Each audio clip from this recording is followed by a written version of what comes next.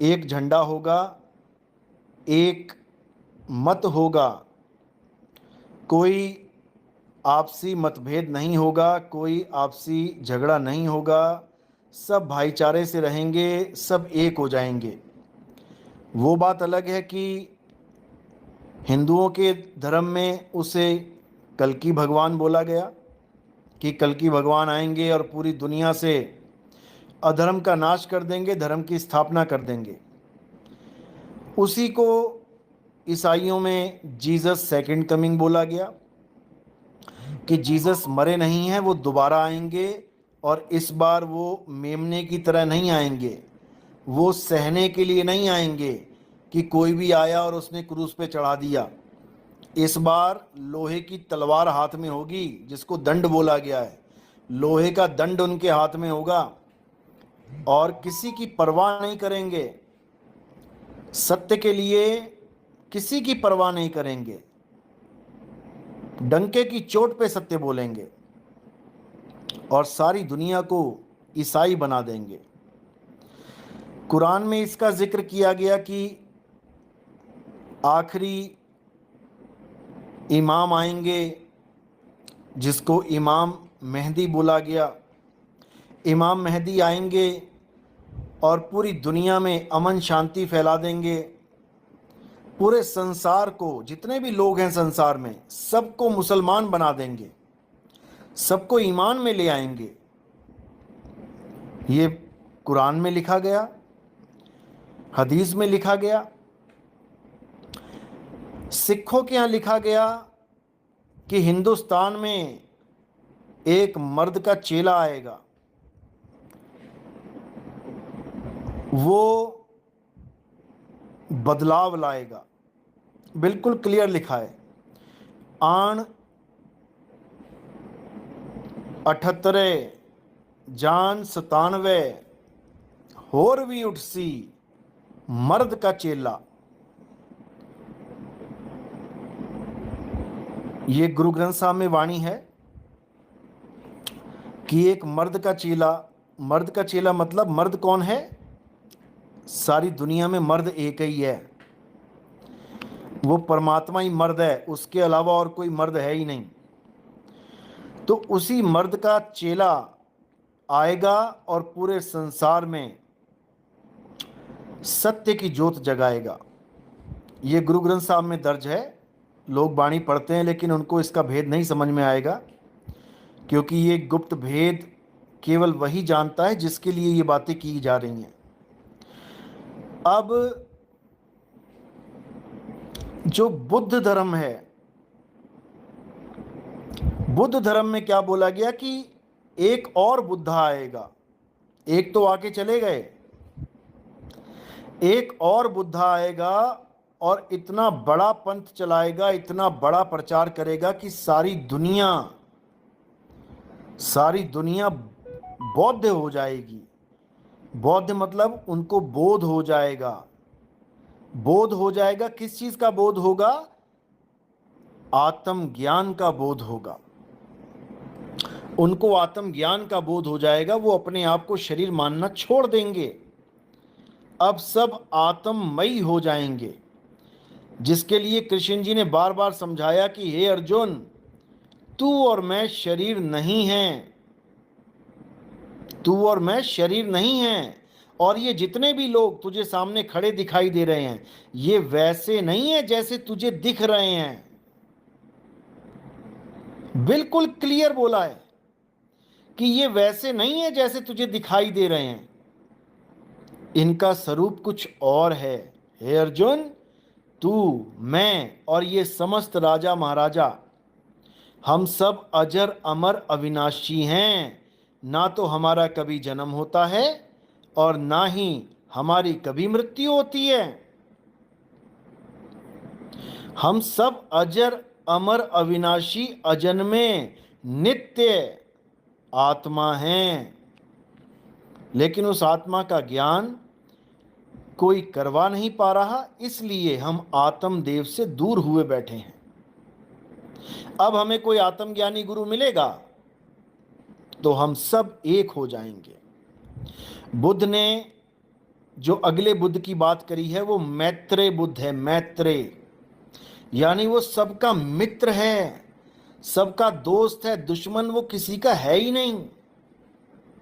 यानी वो सबके भले की बात करता है, वो सबको एक करने की बात करेगा, वो सबको मित्रता सिखाएगा।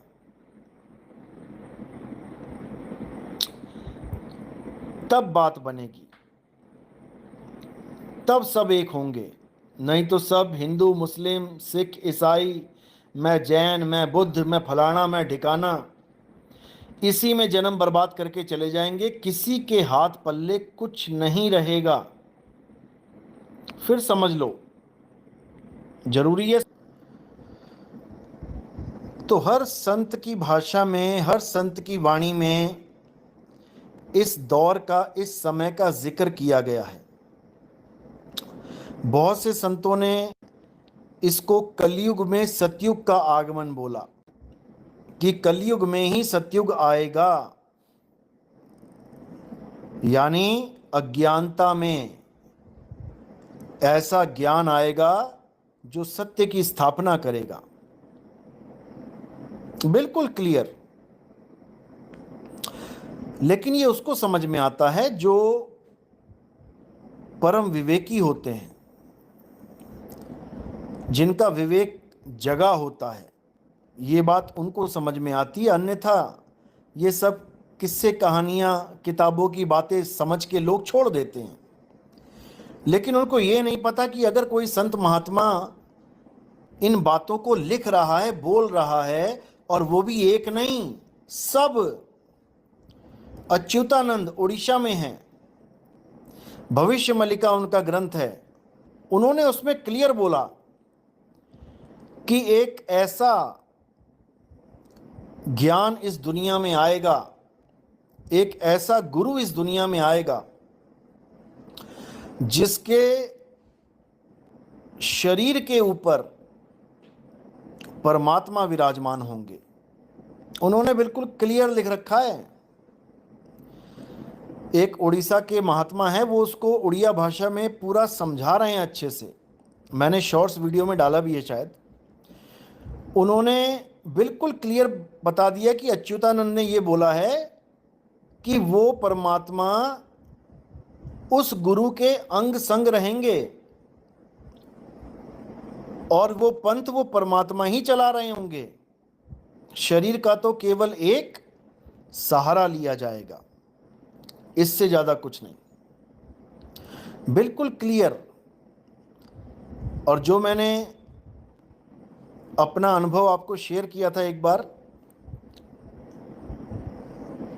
आप जब 101 के दोनों पार्ट सुनेंगे, 100 नंबर वीडियो जो है हमारा सत्संग है, उसको सुनेंगे। उसमें जो जिक्र किया है, जो मैं उस वक्त छोटा था और मैंने एक सपने का जिक्र किया था कि सपने में मेरे साथ ऐसे ऐसे हुआ,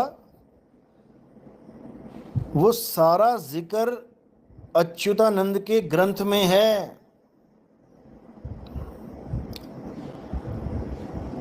अभी 5-6 महीने पहले ही उस महात्मा ने वो उड़ीसा का ग्रंथ जो है उसको खोल के समझाना शुरू किया, और उसमें ये जिक्र आ गया। क्योंकि मेरी बातों का मजाक उड़ाया था बहुत से लोगों ने कि देखो जी, सपने में इनको हुक्म हो रहा है परमात्मा का जबकि इनको नहीं पता कि परमात्मा के लिए ये स्थूल और सूक्ष्म और कारण कुछ भी नहीं है।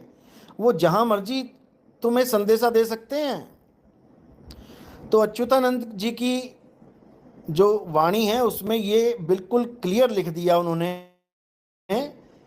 कि उनको जो प्रचार करेंगे आके, उनको सपने में ही मार्गदर्शन मिलेगा, सपने में ही हुक्म होगा।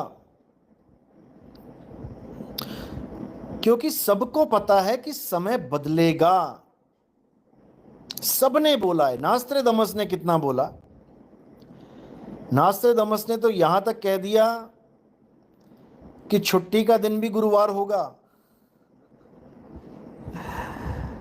बहुत कुछ बोला है, बहुत संकेत दिए हैं, लेकिन इसको कोई बिरला समझता है।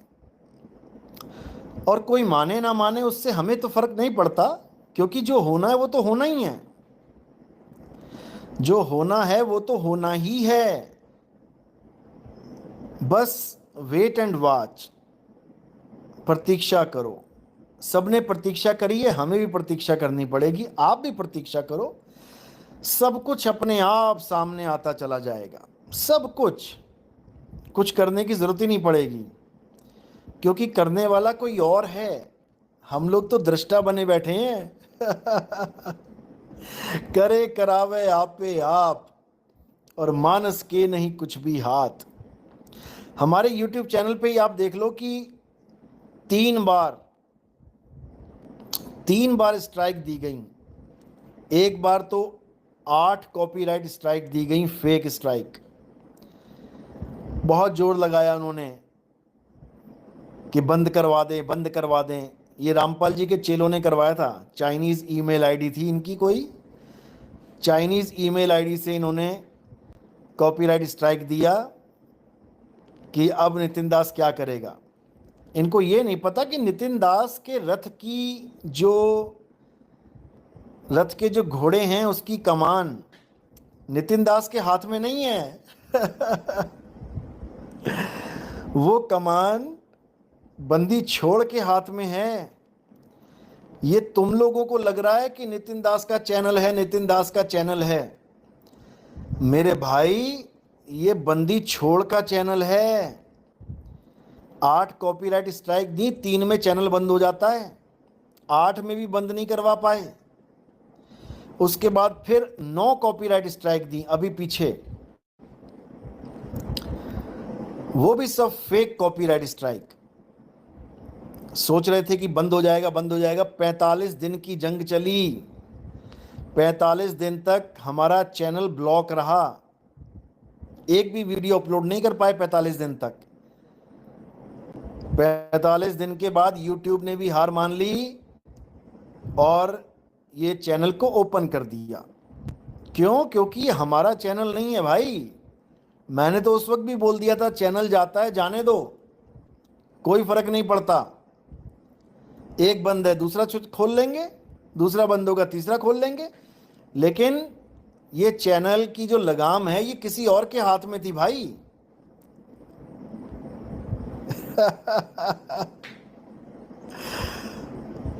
और तुम उसके चैनल को बंद कर दो, ये तुम्हारे बस की बात नहीं है भाई।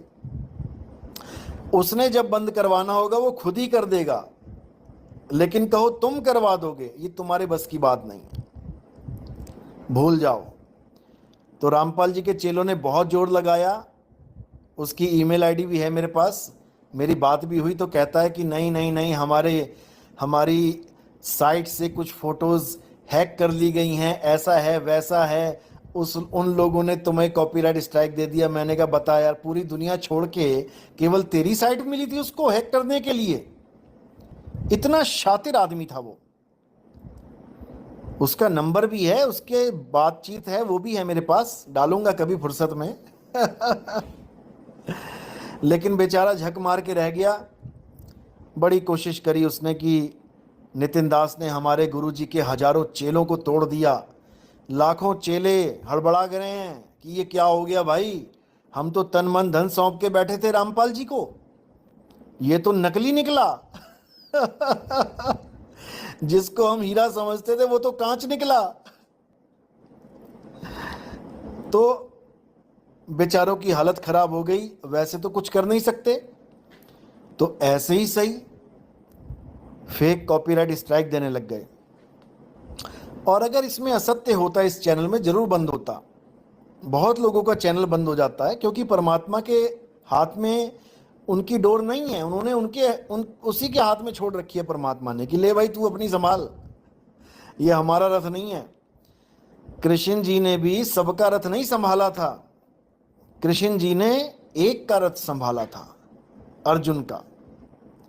इसी प्रकार परमात्मा ने हमारा रथ संभाल रखा है कि चल भाई नितिन दास तू पीछे बैठ, तुझे हम बताते हैं कैसे होती है, कैसे चलता है परमात्मा का खेल। तो बात इतनी सी है, समझ जाओगे तो अच्छी बात है, नहीं तो ऐसे ही जन्म बर्बाद करके निकल जाओगे, कुछ नहीं मिलेगा, कुछ भी नहीं।